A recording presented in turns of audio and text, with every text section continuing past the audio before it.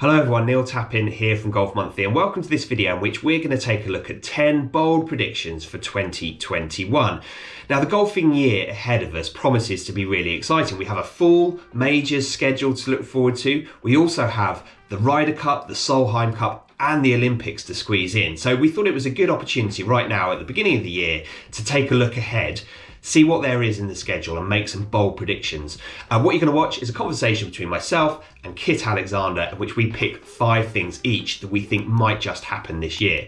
Guys, if you have any comments, please do leave them below. If you've got any predictions of your own, we'd love to hear from you. But let's get started taking a look at 10 bold predictions for 2021. Okay, Kit, so bold predictions, please. For 2021, what's top of your list? Top of my list, well, Ryder Cup, an unexpected Ryder Cup year, but delighted we're having it. And I'm going big on this. I think there will be 5 rookies in the European Ryder Cup team, but will still win. And beyond those 5 rookies, I think there might be 3 or 4 guys who've only got 1 start behind them as well. So for those, you've got John Rahm, Fleetwood, Hatton, Fitzpatrick, all only had 1 start in a Ryder Cup, but I think are looking good for this time around. And you look at the potential rookies: Shane Lowry, Victor Hovland, Robert McIntyre, Bernd Wiesberger, Matt Wallace.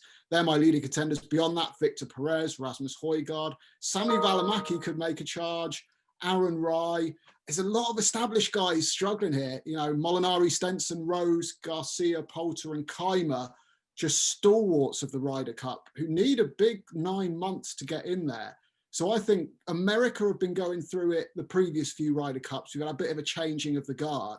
I think Europe are coming to that moment right now. The 3-year gap as well is going to contribute to that. I think it's all changed for the European Ryder Cup team, but we're going to go into Whistling Straits inexperienced and take down the Americans on home soil again. Very good. Do you know, I think you're right. There's always a complete, well, what you would describe at the beginning of the cycle as a complete outsider who makes it into the Ryder Cup team. So there'll be a name that you probably haven't even mentioned there who might well get in. And you're right, those ones on the verge, they would be great players for the European team. Do you know, Kit, I'm going to do my Ryder Cup prediction. So I had one on my list that was related to the Ryder Cup. And I know it won't particularly please our American audience. So if you've got something to say about it, please do leave some comments below. But I think the Europeans will win this Ryder Cup, because we don't know what the situation will be yet with fans. Now, I mean, it would be amazing to have a normal Ryder Cup, wouldn't it? With the noise, and it would be just such a great occasion for all of us golf fans who haven't been able to watch proper, you know, with all the crowd in there. Who knows what that's going to look like come September. But if it's not maybe quite as noisy as it has been in the past, maybe that will suit a European team. And then if you look at the world rankings, Kit, it is the top of the world rankings are dominated by Americans. So regardless of the fact that they lost last time, they will go into this Ryder Cup again, looking like really a good bet. And that just heaps pressure on the players. It kind of creates this expectation from the beginning.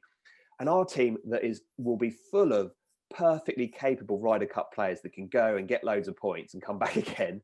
Yeah, I reckon that they will sort of potentially sneak in under the radar a bit and could do the job. Well, it's always the way, isn't it? You look at the strength on paper, America always favourites. Their top 12 players right now are in the top 20 in the world. It would be an incredible team, but it always is. And we managed to turn them over. And if there's anywhere in America Europe's going to get a win, Whistling Straits there's no more European course in terms of the way it's going to play. It's a little bit open to the elements, windy, rugged. I think it just plays into the European hands. And like you say, that pressure, it's not always something the Americans have dealt with and come together as a team. And the Europeans are every inch a team. My second bold prediction. So it's that the R&A and the USGA are going to announce they're considering bifurcation. Right, okay. And that is massive. Just explain what bifurcation is, Kit. So we are talking a separation of the rules between the professional game and the amateur game. And this is obviously around equipment. We're looking at it now. There's the debate about how many courses are becoming obsolete, that the pros are hitting it too far, that the ball goes too straight and too long. Meanwhile, us handicap golfers, not many of us complaining that the game's too easy or watching our handicaps fall. I'm certainly not. Overly dramatically. So it's getting to that point where you think something needs to be done. And at the moment, no one really wants bifurcation. I think we can all agree with that. But it seems to be the only legitimate option on the table as a way to control a little bit what's going on in the pro game, how far the ball's going, what courses they can play, and also not turn people off of the amateur game, because you start making the game harder for amateurs, and we're going to lose That's the last thing players we need, isn't it? Absolute last thing. So unless a legitimate alternative to bifurcation comes on the table, which at the moment there isn't one, I think this year the R&A and the USGA are going to have to make a move, and that will be that at least they're considering and looking into bifurcation, and even admitting that that's on the agenda is seismic for golf. Interesting, very interesting. Do you know, my next prediction is a distance-related one, so I'm just going to go straight in, and I'm going to say I think at some point on tour this year there's going to be a hole-in-one on a par 4. It's a great shot. Two reasons for that. Firstly, as you mentioned, the distances they're hitting it colossal. We all know that. Secondly, over the last 5 years, there's been a trend towards having drivable par 4s on tournament courses, especially if you can have them somewhere towards the end of a round and give a player a brilliant risk reward hole that offers the chance of an eagle and a double bogey at the same time. It makes for a more exciting finish. So more of the tours are kind of playing around with their tee positions, moving tees forward to give players the chance of hitting the green off the tee. And you know, as we are often reminded, the guys on tour are unbelievably good. So it would not surprise me. It would not surprise me one bit. I'd love to see it. I'm a big fan of drivable par 4s. I think every good golf course should have one that has genuine risk and reward, though, not just a long par 3, essentially. I think there needs to be water. If we're going to see it anywhere, could be at Phoenix, TPC Scottsdale. It's the 17th, I think, 17. isn't it? Yeah. That's one that people have been getting it on pretty regularly. The right pin position, it can feed in there. I think that's a great shot. That hole's got water on it as well, hasn't it, Kit? Yeah, water just up the left. So that is a genuinely good drivable par 4, but people go for it. But I think there's every chance that could happen. That's an example of one of those holes where you when you watch it on TV, you just think these guys, they are so good. Because if I was really nervous and trying to win anything in golf, and I had a drivable par 4 with water very close to the green, I mean, I would be laying up faster than you could say. What club are you hitting? The thing about that hole, I played it a few years ago. Was not drivable for me. I hit a good drive, still had like 80 yards in. Never drivable for me. That just shows the difference. I mean, yeah. So what's next? I'm going Tiger Woods will win another major, his 16th in 2021. Come on. What a story. Everything logically pretty much tells me he's done. But I said that before he came back and won the Masters the first time. I'm never doubting Tiger Woods ever again.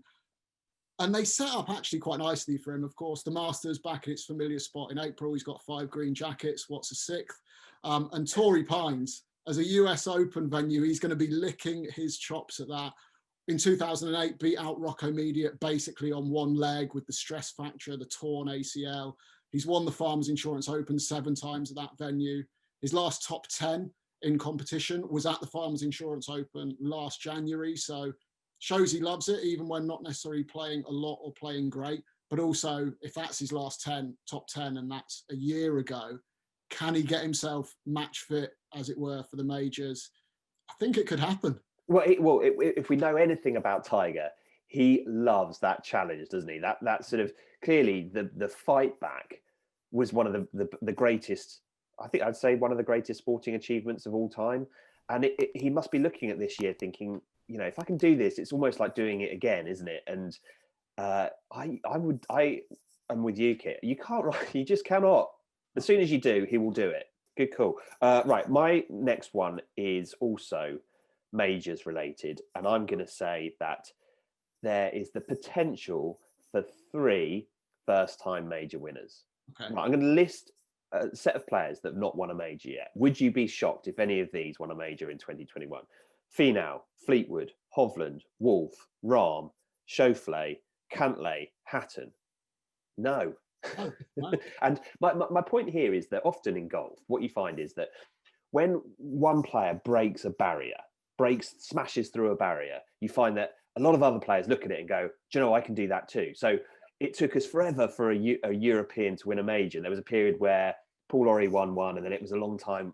Was it Harrington? I can't remember who it was who was the next major winner after that, but it took ages, basically. And then once one did it, you know, it started to happen more often. And I think a lot of the players will have looked at last year, looked at the likes of Bryson, Morikawa, winning major championships, and thought to themselves, you know, I'm at this level. This is the level I can compete at. And if they can step over the line, then I can step over the line.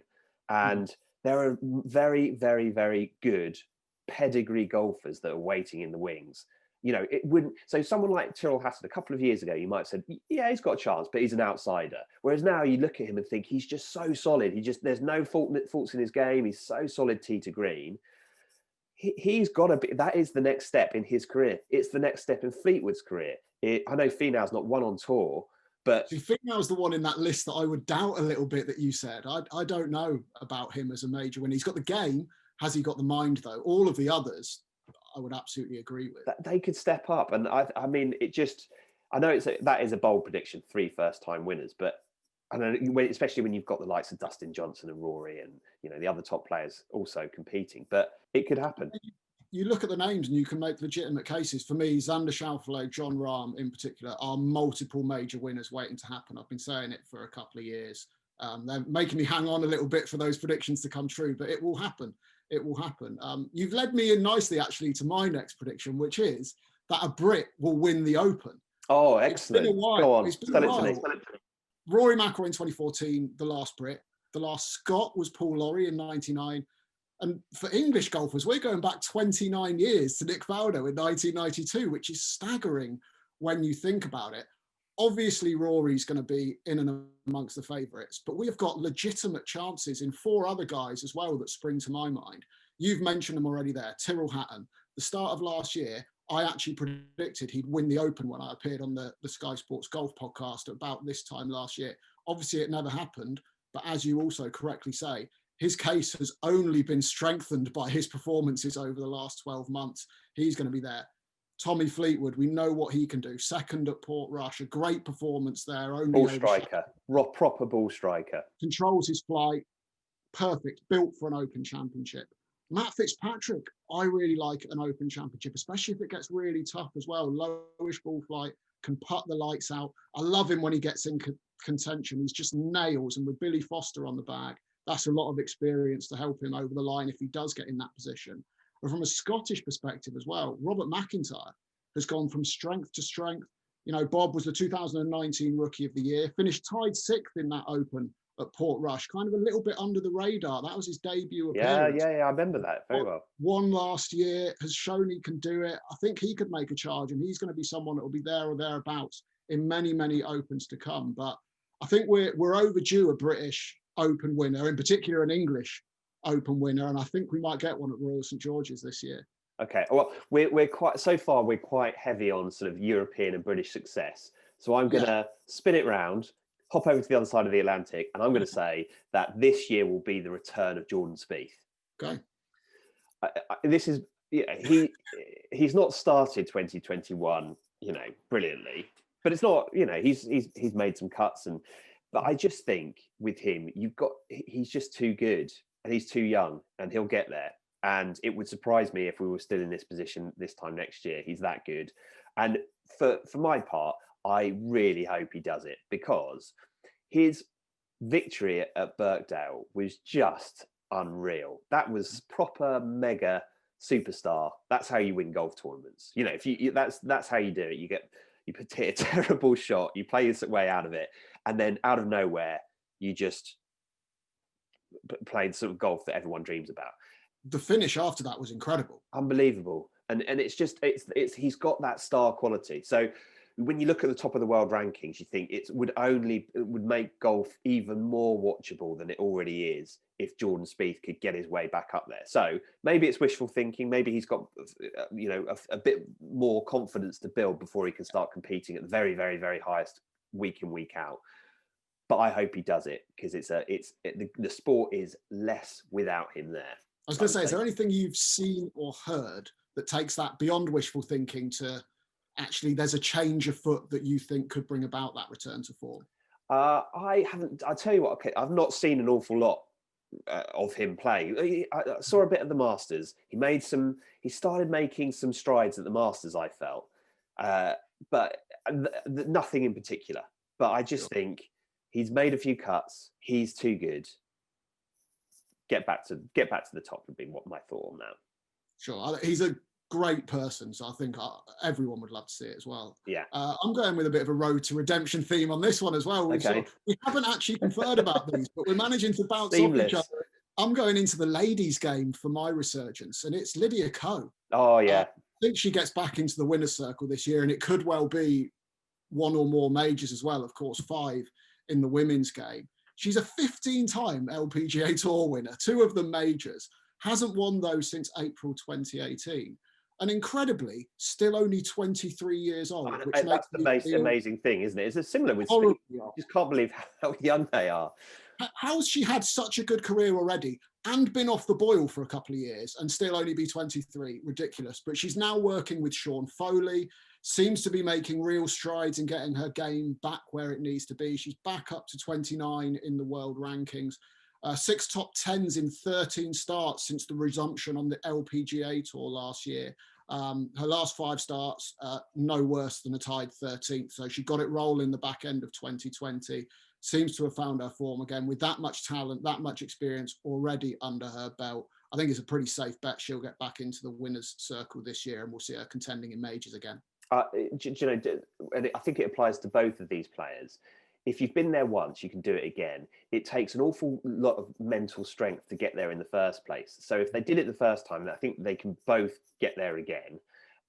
The only thing that you might point to is the fact that both games, the women's game and the men's game, they just move on so quickly. The number of players that come through that you weren't looking at a few years ago, who are now, fighting it out at the very top of the game. So when Jordan Spieth played at Birkdale, I'm not sure where John Rahm would have been in the world. Still in college at Arizona State. That's where he'd have been. And that's the kind of strange thing about it, isn't it? It's like the game just moves on so quickly.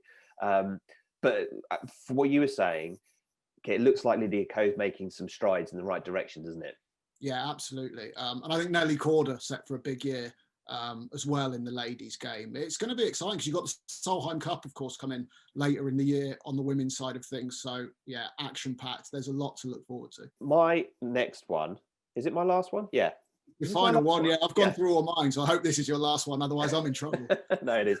My last one is that all of this chat about 48-inch drivers will fade, I think, because I think it's one of those sort of, do they call it a Venn diagram, where you've got like 3 different things, which is like how fast you can swing it, how long the shaft is, and how often you hit the center of the face. And there's a little sweet spot in the middle, and I reckon that's the sort of shaft length we're dealing with now. The 48-inch shafts will enable you to generate more club head speed.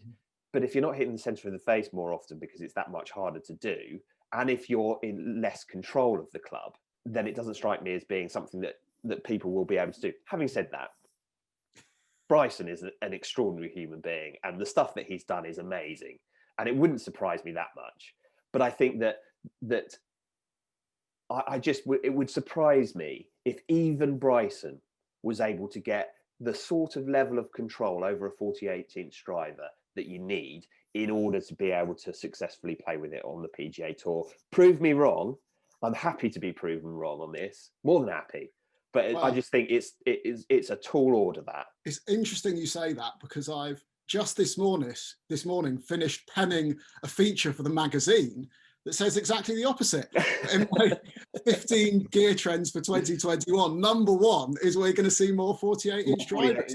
It's going to happen with Bryson. Callum Shinkwin's already put it in play on the European Tour. We've seen all the behind-the-scenes videos of the game's top players swinging it as hard as they can, trialling these long drivers. Of course, there's a bit of a step to putting it into play, but I think we will see it this year more from others. And the reason I say that is, A, because we've seen success from DeChambeau, and that legitimizes it, especially when that success comes at a US Open, which is, of all the tournaments, the one where apparently accuracy is the most important. He went there, smashed it down there. But I do get the point you make about it. You have to hit it straight still. You do have to get it in play, and DeChambeau might be a special beast in as much as he can still do that. But the second reason I think we'll see more of them is just that the driver technology is so good now, where you got to be straight, but that sweet spot for hitting straight is getting bigger and bigger every year, which is what enables players to swing at it harder and to have that longer shaft, because they don't have to be quite as precise at impact to hit it straight and to maintain those ball speeds. I think we'll see a handful of 48-inch drivers in play, and I'd love it if one of them was DeChambeau at the Masters in April as well. I think we'd all be on the edge of our seats watching that, wouldn't we? Just thinking, where's he going to be aiming off this tee? And I wonder where that one's going to pitch when it finally comes down. And it does make, for me, it makes golf more watchable, these sorts of storylines. Because when you've got a Thursday and a Friday and people are building their positions on the leaderboard, it's nice to have these other storylines. It's like, oh, Bryson's put this into play, or how's he going to attack this golf course? It's fascinating to watch. And I think that what he's done for the game is great. I think for me, I love watching it because it just makes it more interesting. And I suspect that if I feel like that, I think other people might feel like that too. Agreed, 100%. I think it's okay to not necessarily like Bryson DeChambeau as an individual, and the fact that you can be so rewarded for just hitting it a long way in golf currently, but also to admire what Bryson DeChambeau's done and find it entertaining watching him do it, and other players having to answer that question. Do I go to the gym? Do I have a longer driver? Do I try and get an extra 20, 30 yards? It's a real decision to be made for a lot of the game's top players coming into this year. And what we see with 48-inch drivers, and whether or not they get used and bring success, it is going to create the shape of professional golf that we see later this year and beyond even further. So I think for anyone watching this, which side of this particular part of the debate do you fall on? Are you with me? I suspect nobody will be. Let us know. I reckon everyone will be with you. More or less 48-inch drivers. Yeah, okay, fair enough. But certainly, one of us is going to be right. We've made a bold prediction. We've both made the opposite of the same point. So we've guaranteed at least one will be correct. I'll make another prediction, Kit. I predict that I won't put a 48-inch driver into play because I don't need my driving accuracy statistics to be any sort of worse than they already are. So yeah, I can't put a 48-inch driver into play because I feel bad when a golf club's that close to being as tall as I am. not the biggest guy at best. That just makes me feel even more inadequate and insecure. I can't have something that long in my golf bag. So there you have it. That's our 10 bold predictions for 2021. What did you all think? Please leave some comments below. If you've enjoyed the video, please do hit the like button. We are over here in the UK, as you can see, stuck at home, thinking about golf, talking about the Ryder Cup. It feels like quite a long way off, and it is still quite a long way off. But when it comes, it will be amazing, and none of us can wait for it. So, Kit, thank you very much for joining me. Absolute pleasure, Neil. I'm eagerly anticipating seeing how the year pans out and adding up who has the most correct predictions. Okay, well, thanks for watching, and we'll see you next time.